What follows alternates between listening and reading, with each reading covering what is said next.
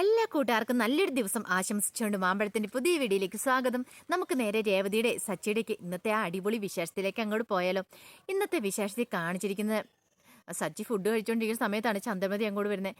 ചന്ദ്രമതി വന്നിട്ട് ചോദിക്കണം, അല്ല സുധീനെ വിളിച്ചില്ലേന്ന് ചോദിക്കുകയാണ്. ഈ ചോദ്യം കേട്ട് കഴിഞ്ഞപ്പോൾ തന്നെ സച്ചി പറഞ്ഞു, പിന്നെ വിളിച്ചിട്ട് ഇപ്പൊ പല്ലക്ക് കയറ്റിക്കൊണ്ട് വരാൻ ആള് പോയിട്ടുണ്ട്, ഇപ്പൊ തന്നെ വരൂന്ന് പറയണം. ഇത് കേട്ട് കഴിഞ്ഞപ്പോഴത്തേനും ചന്ദ്രമതി പറഞ്ഞു, നീ അവനെ അത്രയ്ക്ക് പുച്ഛിക്കൊന്നും വേണ്ട കേട്ടോ, എന്റെ മോന് ചെറിയൊരു രാജകുമാരൻ തന്നെയാണെന്ന് പറയണം. ഇങ്ങനെ സംസാരിച്ചുകൊണ്ടിരിക്കുന്ന സമയത്ത് പുറത്തൊരു ഓട്ടോറിക്ഷ വന്ന് നിൽക്കുന്നുണ്ടേ.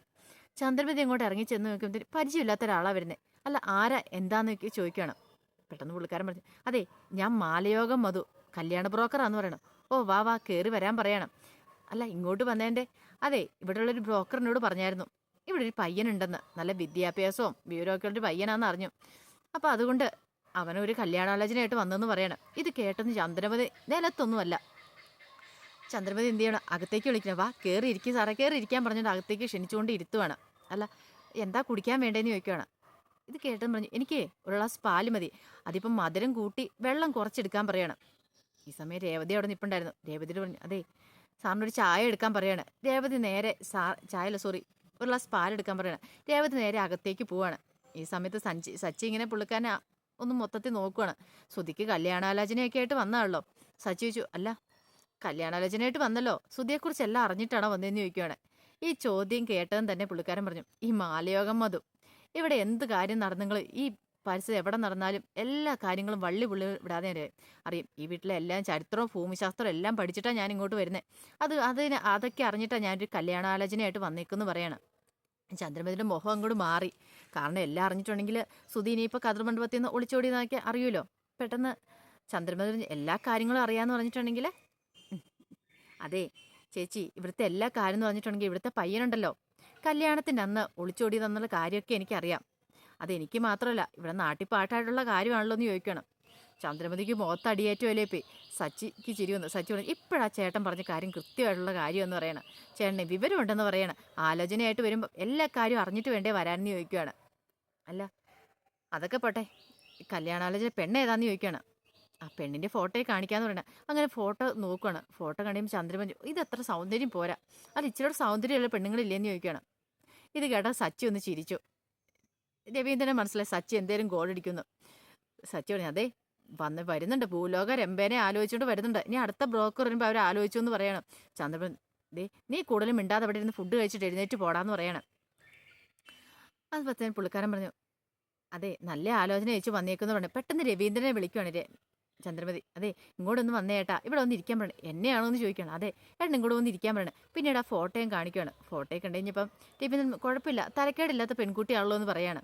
പിന്നീട് അയാൾ പറഞ്ഞു, അതെ ഇഷ്ടംകൂടാനുള്ള സ്വത്തുണ്ട്, ഇഷ്ടം പോലെ പൈസ ഉണ്ടെന്ന് പറയാണ്.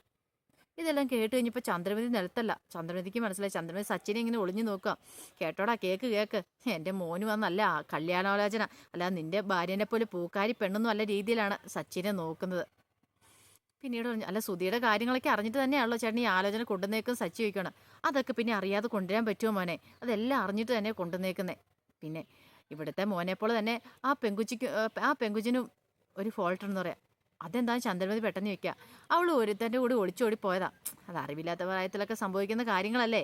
പിന്നെ ആ കൊച്ചിൻ്റെ എന്നെ വയറ്റ് വരുന്ന കുഞ്ഞിൻ്റെ അച്ഛനെ വേണമല്ലോ, അതുകൊണ്ട് അവർ ഇപ്പോൾ ഈ കല്യാണം പെട്ടെന്നങ്ങ് നടത്തുന്നത്. കല്യാണം വേണ്ടെന്നും പറഞ്ഞുകൊണ്ടിരിക്കുവായിരുന്നു പെങ്കൊച്ചെന്ന് പറയാം. ചന്ദ്രമതി ഇത് കേട്ട് ഞെട്ടിപ്പോയി. സച്ചി അവിടെ തലയും കുത്തി കിടന്ന് ചിരിക്കുവാണ്. സച്ചിക്ക് സഹിക്കാൻ പറ്റുന്നുണ്ടല്ലോ സന്തോഷം. മറ്റേ ചന്ദ്രമതി മുഖത്ത് അടിയേറ്റ പോലെ ചന്ദ്രമതി ഇങ്ങനെ നിൽക്കുവാണല്ലോ. എന്ത് മറുപടി പറഞ്ഞില്ല. പെട്ടെന്ന് ചന്ദ്രമതി എഴുന്നേക്കണമെന്ന് പറയാണ്. നീ എന്ത് ധൈര്യത്തിൽ ഇങ്ങോട്ട് ഈ കല്യാണാലോചനയായിട്ട് വന്നെന്ന് ചോദിക്കുകയാണ്. ഈ സമയത്ത് രേവതി അങ്ങോട്ടുള്ള പാലൊക്കെ ആയിട്ട് വരുന്നത്. ഇത് കണ്ടതും ചന്ദ്രമതി, പാല് ഇയാൾക്ക് കൊണ്ടുപോടി അകത്തെന്ന് പറയണം. അല്ല ഈ പാല് കൂടുതൽ പാലും വേണ്ട ചായയും വേണ്ട, സൽക്കരിക്കാനായിട്ട് അവൾ വന്നേക്കെന്ന് പറയണം. രേവതിക്കും ഭയങ്കര സന്തോഷമായി. അല്ല ചേച്ചി ഇതെന്താ പറയണേ, ഈ കല്യാണാലോചന വേണ്ടെന്നാണോ? നിനക്ക് നാണമുണ്ട് ഈ ആലോചനയായിട്ട് ഇങ്ങോട്ട് വരാനായിട്ട്? അതും എൻ്റെ മോന്, അവൻ്റെ വിദ്യാഭ്യാസ യോഗ്യത എന്താണെന്നറിയാവോ? പിന്നെ വിദ്യാഭ്യാസ യോഗ്യത പുറത്തിറങ്ങി ചോദിച്ചു നോക്ക്, അവനെക്കുറിച്ചുള്ള വിവരം എന്താണെന്നുള്ളത്. ഏതൊരു നല്ല കുടുംബത്തിനൊരു ആലോചന വരുമോ ചേച്ചി? ഇത് തന്നെ വന്ന ചേച്ചിയുടെ ഭാഗ്യം. ഇനിയിപ്പോൾ ഒട്ടും വരാനും പോകുന്നില്ല. അവിടെ കെട്ടാച്ചരക്കായിട്ട് നിങ്ങളുടെ മോൻ നിൽക്കത്തുള്ളൂ എന്ന് പറയണം. ചന്ദ്രമതിക്ക് ദേഷ്യവും സങ്കടവും ഒരുമിച്ച് വന്നു. ഇറങ്ങിപ്പോടോ എൻ്റെ വീട്ടിൽ നിന്ന് പറഞ്ഞാൽ. ഞാൻ ഇറങ്ങിപ്പോയേക്കാം, പക്ഷെ ഒരു നല്ല ആലോചന വരുമെന്ന് ഓർത്ത് ചേച്ചി ഇവിടെ ഇരിക്കണ്ട കേട്ടോ. ഇനിയിപ്പം വേറെ ഏതെങ്കിലും വീട്ടിൽ നിന്ന് വന്നാൽ പോലും ഞാൻ മുടക്കും. ഞാൻ ആരാന്ന് ചേച്ചിക്ക് ഈ മാലയോഗം അതും ആരാന്ന് ചേച്ചിക്ക് ശരിക്കും അറിയത്തില്ലാഞ്ഞിട്ടാ ഞാൻ കാണിച്ചു തരാന്ന് പറഞ്ഞ് ഓട്ടോറിക്ഷ കയറി പോവാണ്. സച്ചിക്കാണ് ഭയങ്കര സന്തോഷമാണ്. സച്ചിയാണ് പുള്ളിക്കാരൻ്റെ അടുത്ത് നിന്നൊരു നന്ദിയൊക്കെ പറഞ്ഞായിരുന്നു. നന്ദിയുണ്ട് കേട്ടേട്ടാ, ഈ കുടുംബത്തിൻ്റെ പേരിൽ ഇത്രയും നല്ലൊരു കല്യാണാലോചനയായിട്ട് വന്നതിന് എന്നൊക്കെ പറഞ്ഞുകൊണ്ട്. ഇതൊക്കെ ചന്ദ്രമതിക്ക് സഹിക്കാൻ പറ്റുന്ന കാര്യമാണോ? സച്ചിക്കാണ് ഗോൾ അടിക്കാനായിട്ടുള്ള ഒരവസരമായിരുന്നു കിട്ടുകയും ചെയ്തേ. പിന്നീട് കാണിക്കുന്ന സച്ചി അകത്തേക്ക് കയറി പോവാണ്. അപ്പോൾ രേവതിക്കും ഭയങ്കര സന്തോഷമായി. അപ്പോൾ സച്ചി ആ പാൽ ഇങ്ങോട്ട് തന്നേരെ, ഞാൻ കുടിച്ചോളാം. ഇനിയിപ്പോൾ ഈ പാല് കൊണ്ട് വേസ്റ്റ് ആക്കണ്ടല്ലോ, നല്ല കാര്യത്തിന് എടുത്തല്ലേന്ന് ചോദിച്ചുകൊണ്ട് സന്തോഷത്തോടെ സച്ചി ആ പാല് കുടിച്ചിട്ട് ഗ്ലാസ് രേവതിയുടെയിലേക്ക് കൊടുക്കുവാണ്. ഈ സമയം എന്ന് പറഞ്ഞിട്ടുണ്ടെങ്കിൽ ഭാമയുടെ അടുത്തേക്ക് നേരെ ചന്ദ്രമതി ഇല്ലുവാണ്. പിന്നീട് ചെന്ന് കഴിഞ്ഞിട്ട് ഭാമിച്ച് എന്താടി നിന്റെ മുഖം എന്താ വല്ലാതിരിക്കണമെന്ന് ചോദിക്കണം. ഒന്നും പറയണ്ട. പിന്നീട് ആ കല്യാണാലോചനയെക്കുറിച്ചൊക്കെ പറയണം. പാവം എൻ്റെ സുതി, അവൻ എത്രമാത്രം പ്രതീക്ഷയോട് കാത്തിരിക്കുന്നേ, ഒരു നല്ല കല്യാണാലോചന വരുമെന്നോർത്ത്. എല്ലാം തകടം പറഞ്ഞു പോയില്ലെന്ന് ചോദിക്കുകയാണ്. നീ എന്തിനാ ചന്ദ്ര ഇത്ര വിഷമിക്കുന്നേ? അവനിതല്ലെങ്കിൽ വേറെ ആലോചന വരില്ലെന്ന് ചോദിക്കുകയാണ്. വേറെ ആലോചന എവിടുന്ന് വരാനാ? ഇപ്പം തന്നെ കണ്ടില്ലേ, അയാൾ വിളിച്ചിട്ടാ പോയേക്കുന്നത്. ഒരു നല്ല കല്യാണാലോചന വരത്തില്ല. ഇനിയിപ്പോൾ എനിക്ക് അതിൻ്റെ പേരിൽ എത്രമാത്രം വിഷമമാണെന്നറിയാവോ?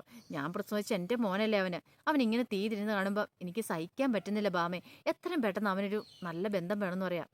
ബാമ പറഞ്ഞു അതോണ കാര്യം, ഞാൻ ആലോചിക്കാം. ഇപ്പോൾ ഒന്നോ രണ്ടോ ബന്ധം മുടങ്ങിയെന്ന് ഓർത്ത് എല്ലാം അങ്ങനെ ആവണമെന്നില്ല. അവന് നല്ലൊരു പെൺകുട്ടീനെ കിട്ടുമെന്ന് പറയണം. ഇങ്ങനെ സംസാരിച്ചുകൊണ്ടിരിക്കുന്ന സമയത്ത് പുറത്തങ്ങോട്ട് ശ്രുതി കണ്ട് ചന്ദ്രമതിയും ഭാമയും നിൽക്കുന്നത്. പെട്ടെന്ന് ശ്രുതി അങ്ങോട്ട് മാറുവാണ്. മാറിയിട്ട് നേരെ മീരനെ വിളിക്കുകയാണ്. മീരനെ വിളിച്ചിട്ട് അതെ ഒരു കാര്യമുണ്ട്, നീ ഇച്ചിരി കഴിയുമ്പോൾ എന്നെ ഒന്ന് വിളിക്കണമെന്ന് പറയാണ്. അതെന്തിനാ വിളിക്കുന്നത്? ഇച്ചിരി കഴിയുമ്പോൾ എനിക്ക് എന്നെ ഇങ്ങോട്ട് വിളിച്ചാൽ പോരെന്ന് ചോദിക്കുകയാണ്. അല്ല നീ വിളിക്കണം, എനിക്കൊരു അത്യാവശ്യ കാര്യമുണ്ട്. പിന്നെ ഞാൻ പറയുന്ന പോലെയൊക്കെ പറയണം. എൻ്റെ അച്ഛനായിട്ട് നിന്ന് സംസാരിക്കണമെന്ന് പറയണം. നിനക്കെന്താ പ്രാന്തായെന്ന് ചോദിക്കണം. ഞാൻ പറയുന്നൊന്ന് അനുസരിക്കാൻ പറയണം. ശരിയെന്ന് പറയണം. പിന്നീട് മീര ഓർക്ക് ഇവൾക്ക് എന്ത് പറ്റിയത്, ഇങ്ങനെയൊക്കെ സംസാരിക്കാൻ പറയാൻ എന്തിനായിരിക്കും? അതെ ഒരു കാര്യമുണ്ടെന്ന് പറയാണ്. പിന്നീട് അങ്ങോട്ട് ഫോൺ വെക്കുവാണ്. ഫോൺ വെച്ച് കഴിഞ്ഞിട്ട് നേരെ അങ്ങോട്ട് അകത്തേക്ക് കയറി ചെല്ലുമ്പം അവിടെ രണ്ടുപേരും ഉണ്ട്. ഭാമയും ചന്ദ്രമതിയും ഉണ്ടായിരുന്നല്ലോ. ഭാമനെ കണ്ടു കഴിഞ്ഞപ്പോഴത്തേനും അതെ 5 മിനിറ്റ് ലേറ്റ് ആയി കേട്ടോ ആൻറ്റി, എന്നോട് ക്ഷമിക്കട്ടോ എന്ന് പറയണം. അതൊന്നും കുഴപ്പമില്ല മോളെ എന്ന് പറയാണ്. അന്ന് ആൻറ്റി ഇരിക്കാൻ ചെയ്യാന്ന് പറയണം. വേണ്ട വേണ്ട, ഇതേ എന്നെക്കാളും ടെൻഷൻ അടിച്ച ഒരാൾ ഇവിടെ നിൽക്കുന്നുണ്ട്. ഇതാരെന്ന് മനസ്സിലായോ? സുധീന്ദ്രൻ്റെ അമ്മയാ. അപ്പം പുള്ളിക്കാരത്തേക്ക് ഭയങ്കര ടെൻഷനാണ്. പുള്ളിക്കാരത്തേക്ക് ആദ്യം ഒരു മസാജും തെറാപ്പിയൊക്കെ കൊടുക്കുക, പിന്നീട് എനിക്ക് മതിയെന്ന് പറയണം. അല്ല മാഡത്തിന് എന്താ ഇത്ര ടെൻഷൻ എന്ന് ചോദിക്കുകയാണ്. അതൊന്നും പറയാതിരിക്കുന്ന ഭേദം. പ്രായമായ മക്കളുണ്ടെങ്കിൽ ഇങ്ങനെ അമ്മമാർക്ക് ടെൻഷൻ ഉണ്ടാവും. പ്രത്യേകിച്ച് ആമക്കളുടെ കാര്യത്തിലാണെങ്കിൽ നല്ല ടെൻഷനാണല്ലോ എന്ന് പറയണം. ഈ സമയത്ത് അവളുടെ ഫോണിലേക്ക് കോൾ വരുവാണ്. മീരയെ കോൾ ചെയ്യുന്നേ. പെട്ടെന്ന് കോൾ എടുത്തിട്ട് അച്ഛാ ഞാൻ പറഞ്ഞില്ല എൻ്റെ ഫോണിലേക്ക് വിളിക്കരുതെന്ന്, ഇപ്പം എന്തിനാ വിളിച്ചതെന്ന് ചോദിക്കും. അപ്പം അവിടെ നിന്ന് ഇങ്ങനെ വെറുതെ മീര ഓരോന്ന് സംസാരിച്ചുകൊണ്ടിരിക്കണം. ഞാൻ പറഞ്ഞു എനിക്ക് കല്യാണം ഇപ്പോൾ വേണ്ടെന്ന്, എനിക്ക് കല്യാണം കഴിക്കാൻ പ്രായമാകുമ്പോൾ ഞാൻ പറഞ്ഞോളാം. അല്ലെങ്കിൽ തന്നെ എനിക്ക് അച്ഛൻ്റെ അനുമതിയൊന്നും വേണ്ട എനിക്ക് കല്യാണം കഴിക്കാനായിട്ട്. എനിക്ക് കല്യാണം കഴിക്കാൻ ഒരാൾ ഇഷ്ടപ്പെട്ടുണ്ടെങ്കിൽ ഞാൻ കല്യാണം കഴിക്കും. വീണ്ടും എന്നെ ഇങ്ങനെ വിളിച്ച് ശല്യം ചെയ്തുകൊണ്ടിരിക്കേണ്ട, പറഞ്ഞു കേട്ടല്ലോ എന്ന് പറയണം. അതല്ല മോളെ ഞാൻ പറഞ്ഞേ ഒന്നുമില്ല, പറഞ്ഞു കേട്ടല്ലോ. ഈ ആവശ്യമായിട്ട് മേലാൽ എൻ്റെ ഫോണിലേക്ക് വിളിക്കുവോ എന്നെ കാണാൻ ശ്രമിക്കുകയോ ചെയ്തേക്കരുത്. എനിക്കിഷ്ടമുള്ളവരെ ഞാൻ ജീവിക്കുമെന്ന് പറഞ്ഞിട്ട് ഫോൺ അങ്ങോട്ട് കട്ട് ചെയ്യണം. ഈ സമയത്ത് ചന്ദ്രമതി ചോദിച്ചു ആരാ എന്താ? എൻ്റെ അച്ഛനായിരുന്നേ എന്നെ കൊണ്ട് വിവാഹം കഴിപ്പിക്കണമെന്ന് ഭയങ്കര നിർബന്ധം. ഞാൻ വേണ്ടാന്ന് പറഞ്ഞിട്ട് കേൾക്കുന്നില്ല, അനുസരിക്കുന്നില്ല എന്ന് പറയണേ. ചന്ദ്രമതിയുടെ മനസ്സിൽ ഇടുപൊട്ടി. കൊള്ളാം, ഇത് തന്നെ നല്ല സമയം ചന്ദ്രമതി മനസ്സിൽ കണക്ക് കൂട്ടുവാണ്. അതിൻ്റെ വിശേഷങ്ങളൊക്കെ നമ്മൾ കണ്ടേന്ന് പറഞ്ഞിട്ടുണ്ടെങ്കിൽ. അപ്പം ആദ്യമായിട്ട് കാണുന്നവരാണെങ്കിൽ ചാനൽ ഇഷ്ടപ്പെട്ട സബ്സ്ക്രൈബ് ചെയ്യാൻ മറക്കരുത്. അതോടൊപ്പം തന്നെ കണ്ടുകൊണ്ടിരിക്കുന്ന എല്ലാവരുടെ സപ്പോർട്ടിലേക്കും തുടർന്നും പ്രതീക്ഷയുണ്ട്. നമുക്ക് ഇതിൻ്റെ ബാക്കി വിശേഷങ്ങളായിട്ട് വൈകുന്നേരം കാണാം കേട്ടോ.